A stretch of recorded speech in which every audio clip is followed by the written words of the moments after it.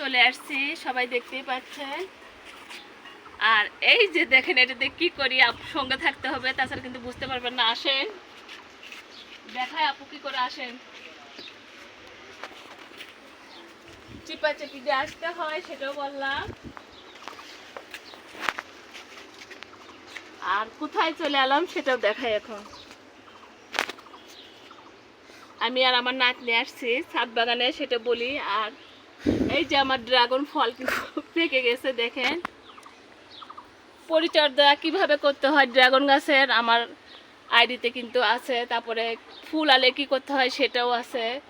আর এত কষ্টর পর যে আমার সুখ, আর কি সুখ মানে ফলটা খেয়ে আমি সবার সাথে শেয়ার করব আর সবাইকে দেখাবো। আসলে এভাবে কিন্তু আমি এখনো খাইনি ড্রাগন, এবারই প্রথম খাচ্ছি, আর সেটাই সবার সাথে শেয়ার করব।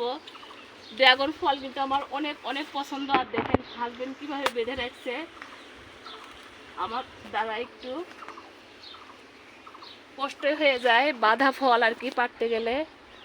আর পেরে সবার সঙ্গে খেয়ে শেয়ার করব বিসমিল্লাহ বলে। আর পারে কিভাবে সেটাও দেখাই। দেখেন ঘুরে ঘুরে কিন্তু পারতে হয় যাতে ফলের ক্ষতি না হয়। বিসমিল্লাহ বলে পেরে নিলাম।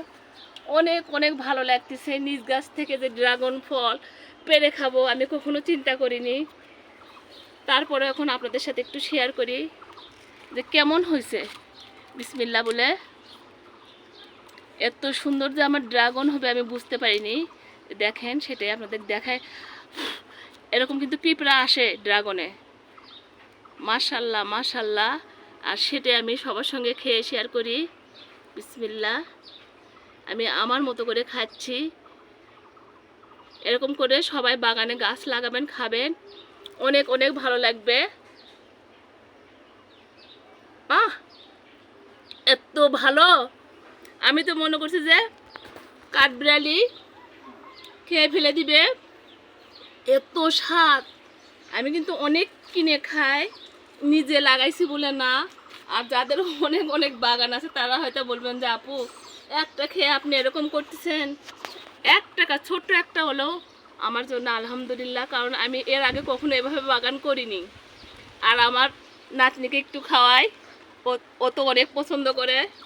ও বলতেছে আসো দিদা তোমাকে ভিডিও করে দিই, আর চলো খেয়ে সবার সাথে শেয়ার করি। অনেক অনেক মিষ্টি, এত ভালো। ও বলতেছে দিদাটি কি খারাপ, আমাকে ইশারাতে বলতেছে। ওকে তো আমি ভিডিওর সামনে নিয়ে আসিনি, সেটাও বললাম। অনেক অনেক মজা। আর এইরকম বাগান থেকে যখন ফল ফুল সবজি পারি আমি, দেখেন আমার বাগানে অনেক কিছু। আর সেই আনন্দটাই কিন্তু আপনাদের সাথে শেয়ার করি। বাগান করা কিন্তু আবারও বলি অনেক অনেক কষ্ট। সবাই ভালো থাকেন। দায়িত্ব দিয়ে কাজ করতে হবে, বাগানের পরিচর্যা ঠিকঠাক মতো করতে হবে, তাহলে এরকম আমার মতো ফল সবজি খেতে পারবেন। আল্লাহর কাছে শুকরিয়া। সবাই ভালো থাকেন। আল্লাহ হাফেজ।